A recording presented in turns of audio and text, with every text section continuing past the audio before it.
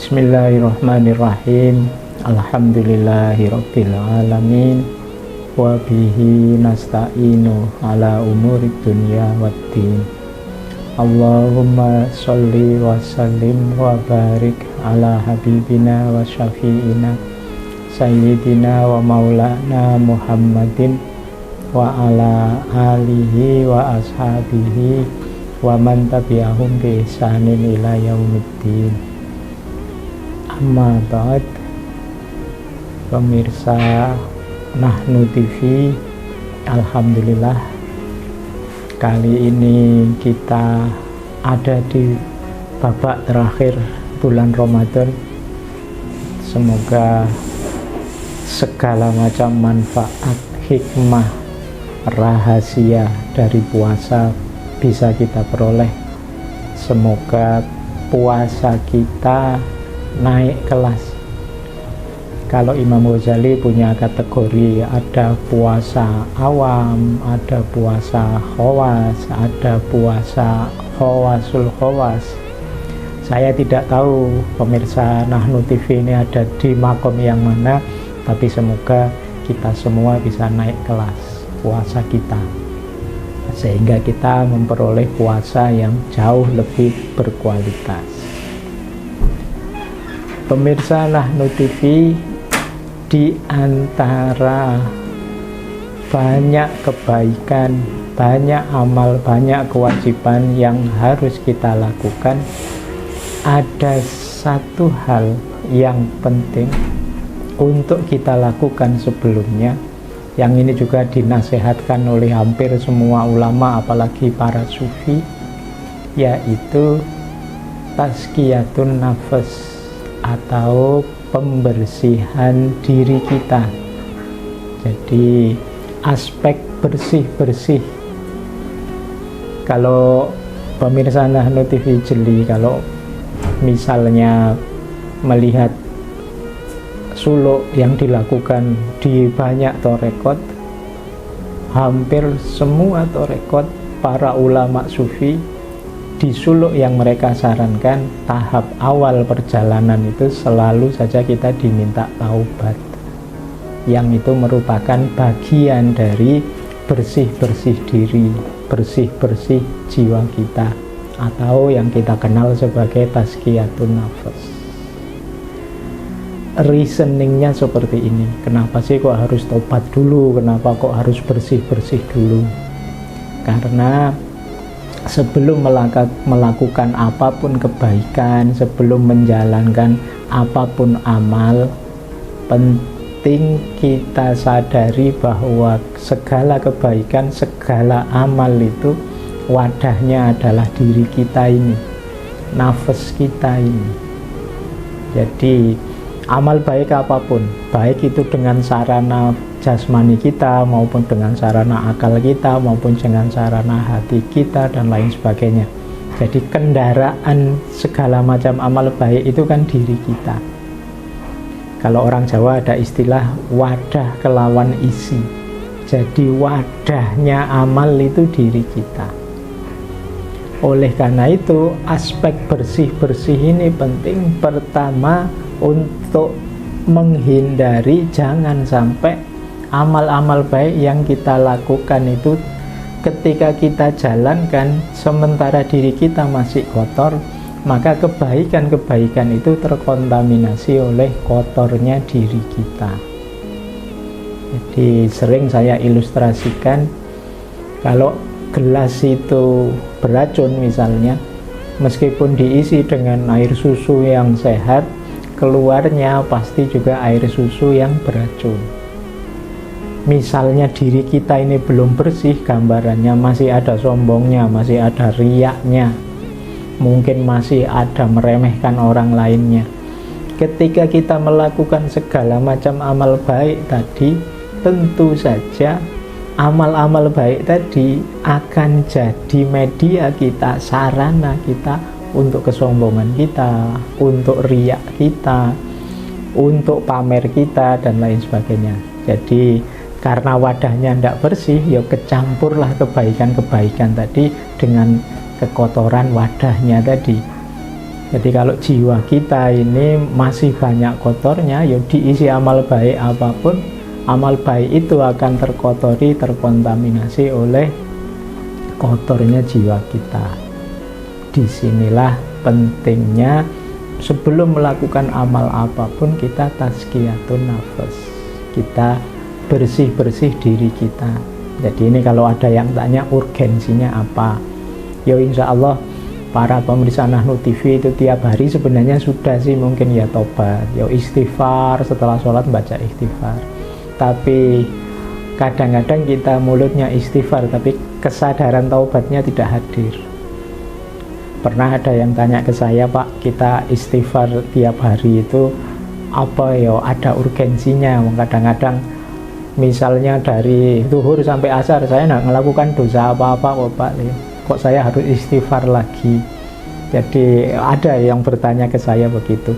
Ya jawabannya sebenarnya sederhana, dengan kalian merasa masih tidak punya dosa atau dengan kalian merasa bersih, itu pun sebenarnya sejenis dosa. Maka mari pertama-tama sebelum melakukan kebaikan apapun kita bersih-bersih diri kita, tazkiyatun nafas, antara lain dengan taubat, antara lain prakteknya kita melakukan istighfar. Oke, ini yang pertama. Kalau ada yang tanya pentingnya apa tazkiyatun nafas itu. Yang kedua, kalau ini nanti kita bahas apa sih yang harus kita bersihkan itu dalam tazkiyatun nafas. Kemudian nanti semoga waktunya nyampe yang ketiga kita bahas caranya. Yang kedua sekarang kita bahas apa saja yang harus kita bersihkan. Kalau dalam Islam ada konsep kebersihan paripurna. Kebersihan paripurna itu ya lahir, ya batin, bahkan sampai ke sisi paling dalam diri kita. Kalau yang lahir, insya Allah para pemirsa Nahnu TV sudah mampulah melakukannya ya. Dari najis, dari khadas, dari kotor, itu mungkin dengan cara mandi, dengan cara wudhu, dengan cara bersih-bersih dan lain sebagainya. Kalau lahir lebih gampang, relatif lebih mudah. Kalau bersih-bersih yang sisi dalam ini, yang prosesnya memang harus agak panjang. Konsep-konsep tazkiyatun nafas di banyak kitab itu arahnya ke bersih-bersih batin ini, bersih-bersih sisi dalam diri kita. Yuk kita cek ya, mumpung ini akhir-akhir Ramadan, katanya kita kemarin sudah diampuni, sekarang sedang itkum minan nar, dibebaskan dari api neraka. Coba kita cek diri kita, masih ada enggak sih kotor-kotor tadi yang perlu kita bersihkan. Yang paling awal yang harus kita bersihkan tentu saja adalah dosa dan kemaksiatan. Ini paling awal, harusnya paling awal itu paling ringan, tapi mungkin bagi kita agak berat, karena yaitu kan al-insanu mahalul khoto' wan nisyan, manusia itu tempatnya salah dan dosa. Tapi ya ini tentu saja kebaikan dengan dosa dan kemaksiatan tidak bisa berjalan seiring. Barang jernih ketemu barang kotor, ya hasilnya tetap bukan kok yang kotor dijernihkan, tapi yang jernih dikotori biasanya. Karena itu mari sekuat daya, semampu kita untuk bersih-bersih dari dosa dan kemaksiatan. Mungkin teman-teman bertanya, Pak, bagaimana kalau kita khilaf, kalau kita alpa, kalau kita tidak sadar dan lain sebagainya? Tentu saja semoga memang begitu. Kalau kita masih ada salah, ada maksiat, ada dosa, semoga karena memang lupa atau tidak sadar. Jadi bukan karena sengaja kita tabrak. Jadi ada bedanya antara khilaf melakukan dosa dengan secara sengaja melakukan dosa. Kita sering pakai istilah dosa yang disengaja atau dosa yang tidak disengaja. Semoga dosa-dosa kita yang tersisa itu hanya yang tidak disengaja, yang begitu kita sadar terus segera kita tobati, segera kita istighfari. Jadi semoga dosa-dosa kita yang jenis itu ya. Kalau yang disengaja, karena perhitungannya beda. Kadang-kadang kita itu meremehkan dosa. Meremehkan dosa itu kita bilang, biar aja dosa kecil-kecil, sedikit-sedikit, nanti tobat kan aman. Nanti istighfar sekian kali saja sudah diampuni oleh Allah. Ini namanya meremehkan dosa. Jadi tentu saja perhitungannya berbeda. Manusia itu wajar berbuat salah, tapi semoga kita tidak kehilangan kepekaan rasa terhadap kesalahan itu. Kalau dalam bahasa Inggrisnya sense of guilty, rasa bersalah. Semoga kita kadang-kadang kepleset, kadang-kadang khilaf, salah, mari kita akui itu, terus kita bertobat, bukan secara sengaja nabrak salah dan dosa itu. Jadi ini bersih-bersih level awal sebenarnya, meskipun mungkin ini perjuangan berat ya untuk sebagian besar kita, tapi memang level selanjutnya lebih berat bersih-bersihnya. Mumpung Ramadan nih ya, kita muhasabah. Baik, kemudian bersih-bersih level 2. Bersih-bersih level 2 itu kita bersih-bersih dari hal-hal yang dibolehkan sih sebenarnya, tapi tidak ada gunanya, melalaikan. Jadi kalau tadi kan jelas salah, ini sebenarnya boleh kita melakukan itu, tidak dosa kok. Tapi yang jadi masalah adalah kadang-kadang itu kita berlebihan melakukannya, menjalankannya, terus kita jadi lalai. Sehingga akhirnya yang harusnya mungkin sesuatu itu boleh saja jadi bernilai mudarat untuk kita. Waktu kita habis untuk hal-hal yang tidak penting. Ya kalau hari ini mungkin contohnya kadang-kadang kita main gadget kita, atau nongkrong ngopi yang berlama-lama, atau apalah gitu yang sekiranya boleh, tidak apa-apa, tidak dosa. Tapi ketika kita lupa waktu terlalu lama, berpanjang-panjang, dia jadi sesuatu yang menghabiskan waktu kita dengan tidak berguna. Ini juga jenis kekotoran. Maka level 2 ini kita cermati sejauh mana kita memanage waktu kita untuk hal-hal yang tidak dosa, dan yang kedua yang bermanfaat. Ini level 2 ya. Ini pun ya perjuangan. Level 3-nya bersih-bersih. Level 3-nya bersih-bersih itu adalah kita bersih-bersih dari keterikatan duniawi, keterikatan selain Allah. Jadi kita ini seringkali tertipu menganggap bahwa yang membahagiakan kita itu harta kita, yang membahagiakan kita itu jabatan kita, yang membahagiakan kita itu anak istri kita, terus muncul ketergantungan di situ. Kita menganggap kalau tidak ada itu, kalau tanpa dukungan dia, tanpa dukungan mereka, kita ini mesti susah, mesti celaka, ini jenis ketergantungan. Di ketergantungan terhadap apapun selain Allah, kalau dalam tasawuf itu disebut sebagai hijabnya kita di hadapan Allah. Dalam Al-Quran disebut bahkan amwalukum wa auladukum fitnah. Bahkan harta kita, anak-anak kita bisa jadi fitnah untuk kita. Kapan dia jadi fitnah? Ketika dia menghalangi kita di hadapan Allah, menjadi hijab kita di hadapan Allah. Nah, ini yang harus kita cek ya. Kadang-kadang kita itu terlalu terikat, seolah-olah kalau tanpa itu kita tidak bahagia, kita tidak sukses, kita tidak berhasil. Akhirnya kita lakukan segala cara yang positif maupun yang negatif agar tetap terikat dengan hal itu.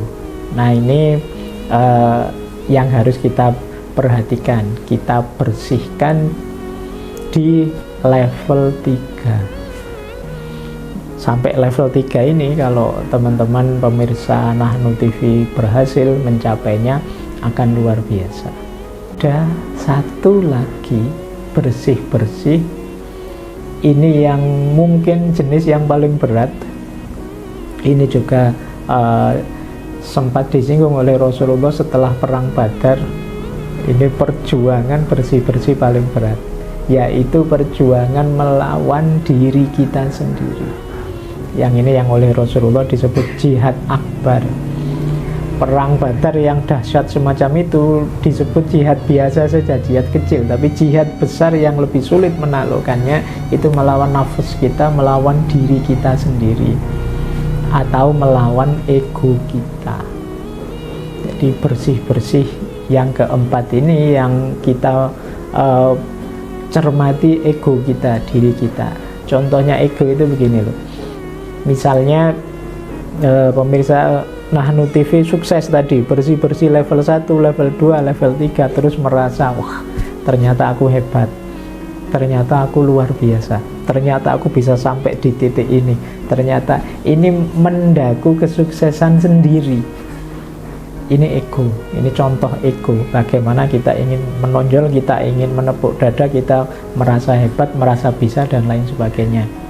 Kita lupa bahwa keberhasilan seperti apapun, keberhasilan di level apapun, hakikatnya adalah anugerahnya Allah. Jadi kalau Allah tidak membuka hati kita, tidak mengizinkan kita, bahkan mungkin sekedar tidak maksiat saja, kita akan kesulitan luar biasa. Jadi ini yang agak sulit, pertempuran terakhir ini melawan ego kita. Karena di situ kita diminta untuk justru menomorsatukan Allah, mengutamakan Allah, Allah sebagai satu-satunya. Jadi baru kalau kita bisa lolos di ganjalan yang nomor 4 ini, pada akhirnya yang tersisa tinggal Allah saja. Disitulah itu indikatornya kita bersih. Jadi segala keberhasilan kita bersih-bersih, hakikatnya juga anugerahnya Allah. Ada satu cerita yang terkenal sekali, mungkin pemirsa Nahnu TV juga sempat mendengarkannya. Kisah ini tentang Robi'ah Al-Adawiyah, sufi perempuan yang masyhur sekali.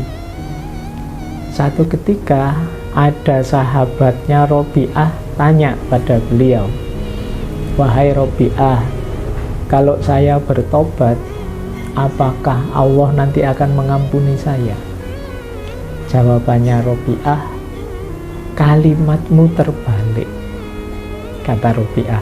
Yang benar adalah kalau Allah mengampunimu, engkau akan bertobat. Nah, ini memahaminya harus agak mikir ini kalimatnya Robi'ah ini. Maksudnya Robi'ah apa? Kesadaran kita, ya Allah dosa saya banyak, saya harus tobat ini. Ini kan namanya kesadaran untuk bertobat. Kesadaran untuk bertobat ini pun hakikatnya Allah yang membuka hati kita. Hakikatnya Allah yang menyadarkan kita. Ketika Allah membuka hati kita, menyadarkan kita, sebenarnya berarti Allah itu sudah siap mengampuni kita.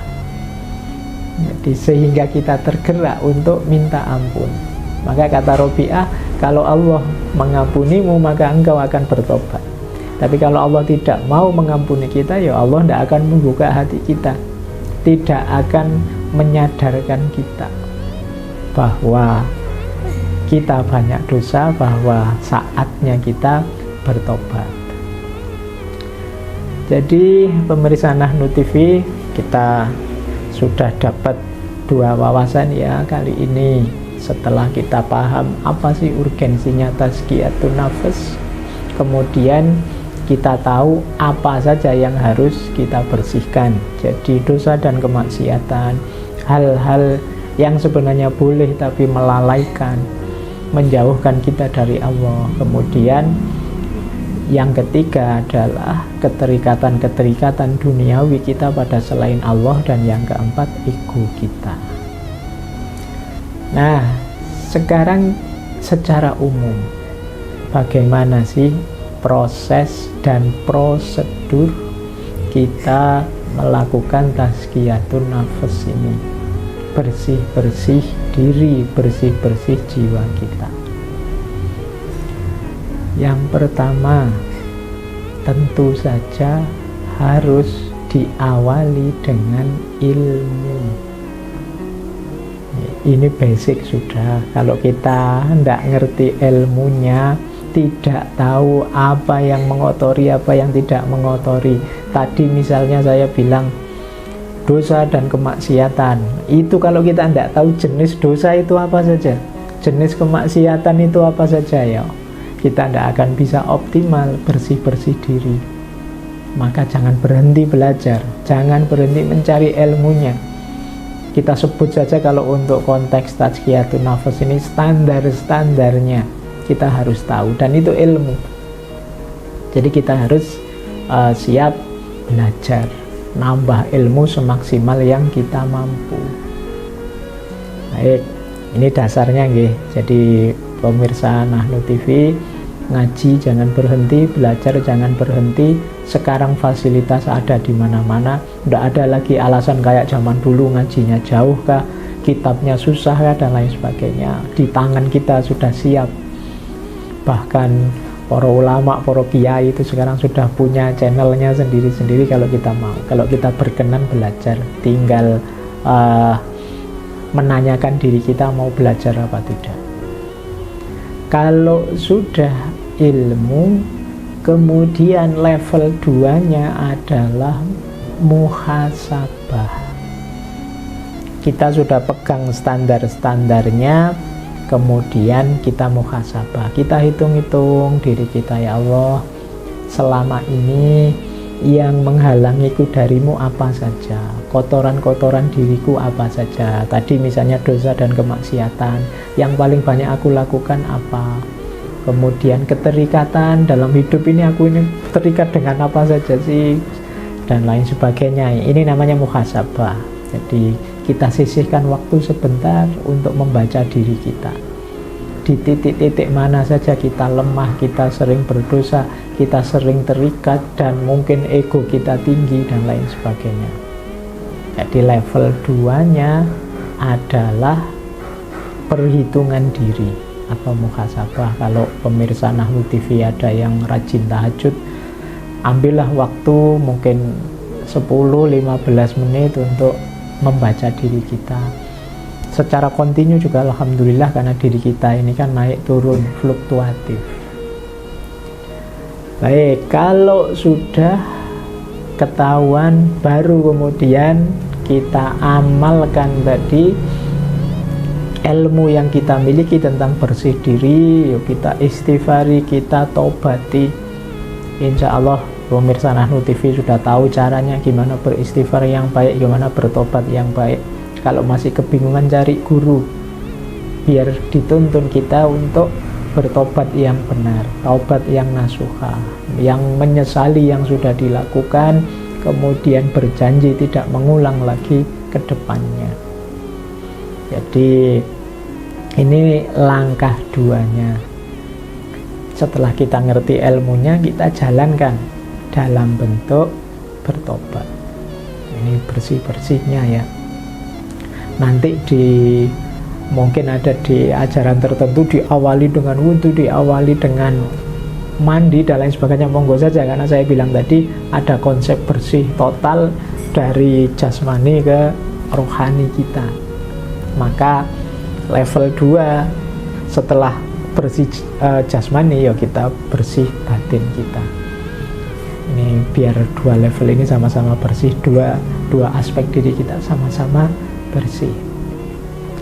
Nah, setelah bertobat, ini kalau dalam istilah tasawuf ada istilah namanya takholli, kita kosongkan, kita bersihkan, kemudian kita isi baru dengan amal baik.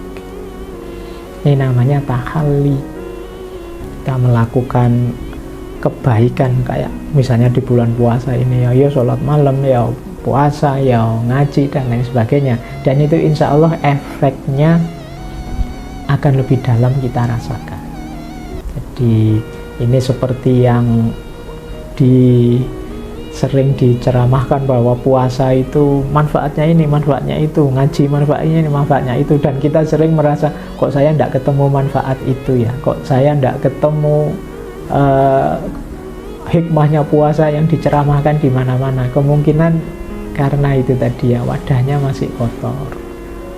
Kadang ada orang tanya juga, Pak, saya sudah sholat loh Pak, saya mungkin sampai umroh segala, tapi kok yo masih gampang tergelincir dosa. Jangan-jangan memang tadi rumusnya, wadahnya masih kotor. Jadi dibersihkan dulu baru diisi dengan amal baik. Jadi biar yang negatif-negatif tergusur, sekarang isinya adalah hal-hal yang positif. Setelah itu kita istiqomai kebaikan-kebaikan tadi sampai di titik kita nyaman dengan segala kebaikan itu, sehingga dosa, kemaksiatan dan lain sebagainya itu sudah tidak lagi menggoda kita. Ini buahnya istiqomah. Jadi kita melakukan kebaikan-kebaikan, kita istiqomai terus. Tidak harus yang besar-besar, mungkin yang biasa-biasa tapi istiqomah. Jadi khairul a'mal itu kan adwa muha wa inqalla, yang didawamkan, diistiqomahkan meskipun sedikit. Dan ini akan lebih berefek terhadap diri kita. Nah, jadi ini aspek selanjutnya. Setelah kita istiqomai, step terakhir dari tazkiyatun nafas adalah tawakal. Kita pasrahkan sudah segalanya pada Allah. Ya Allah, aku sudah ikhtiar bersih-bersih semaksimal yang aku mampu. Tentu saja sebagai manusia masih banyak kurangnya. Ku pasrahkan padamu. Ini loh tazkiyatun nafasku, semoga engkau ridho sehingga menganugerahiku kebersihan. Jadi ini step terakhir ini tidak boleh ditinggal ya. Ada kalau di Ihya itu ya tahap akhirnya selalu berujung di ikhlas lillahi ta'ala, pasrahkan semuanya pada Allah. Jadi ini step-step dari ilmu, kemudian kita muhasabah, kemudian kita baru bersih-bersih.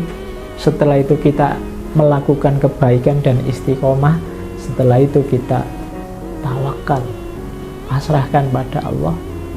Kita persembahkan segala yang kita lakukan tadi kepada Allah. Semoga kita bisa mendapatkan ridhonya Allah. Jadi dari situlah nanti kita akan memulai journey kita kalau sudah bersih, perjuangan kita untuk menebar kebaikan, menebar amal soleh.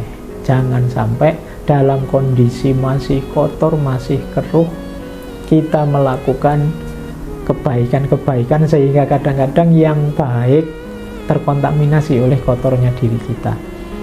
Ada pertanyaan, Pak, kok ada orang ya rajin sholat tapi korupsinya ya masih rajin? Yaitu tentu saja ya sholat sih formalitasnya dia, tapi hatinya belum bersih, hatinya masih kotor. Sehingga karena itulah kemudian dia menjadikan amal baik tadi sebagai kendaraan kekotoran dirinya. Seperti saya jelaskan di awal, kalau batinnya masih sombong, maka segala amal baik akan jadi kendaraan kesombongan. Kalau batinnya masih riya, maka amal baik akan jadi kendaraan untuk riya. Baik, pemirsa Nahnu TV, dari semua yang saya jelaskan di awal tadi, semoga sudah bisa ditangkap dan dipahami betapa bersih-bersih diri atau tazkiyatun nafas itu sesuatu yang penting. Semoga seandainya kita serius melakukan itu, dari takholli, bersih-bersih, mengosongkan diri dari segala kotor, dosa dan kemaksiatan, kemudian kita mengistiqomai amal baik, kita mengistiqomai segala macam kebaikan yang kita mampu, tahalli, semoga kita ketemu kenikmatan puncak, kedekatan kita dengan Allah yang dikenal sebagai tajalli. Ketika kita sudah nyampe di puncak ini, kesadaran kita adalah kesadaran ilahiyah, kesadaran kebersamaan dengan Tuhan, kesadaran muraqabah, kita sadar Allah senantiasa mengawasi kita, maka kita tidak sembrono lagi, apalagi mengotori jiwa kita. Karena kerugian di akhirat tidak ada gantinya, tidak ada imbangannya dengan mungkin capek lelah kita di dunia. Oleh karena itu, mari bersama-sama kita berusaha untuk membersihkan diri kita sebelum nantinya kita isi dengan amal baik. Semoga amal-amal kita di bulan Ramadan ini kita sertakan juga dengan aspek tazkiyatun nafasnya, sehingga besok waktu Idul Fitri kita benar-benar menjelma fitrah, kita benar-benar bersih lahir dan batin kita. Disitulah nanti kita ketemu rahasia dari bulan Ramadan ini, dan kenapa puncaknya adalah kembali lagi ke fitrah. Karena kondisi jiwa yang tidak kotor, tidak terpengaruh hal-hal duniawi, yang tidak ego adalah hakikatnya adalah kondisi otentik kita, kondisi asali kita, sebagaimana dulu kita dilahirkan oleh ibu kita di muka bumi. Baik, saya kira itu pemirsa Nahnul TV. Semoga sedikit yang saya sampaikan ini setidaknya menjadi media kita untuk belajar, media kita untuk bersih-bersih diri, menyadari pentingnya bersih-bersih diri, kemudian kita coba untuk melakukannya. Karena di antara kunci keberhasilan kita dunia dan akhirat ada di titik ini. Demikian yang saya sampaikan. Kalau ada kurang lebihnya mohon dimaklumi dan dimaafkan.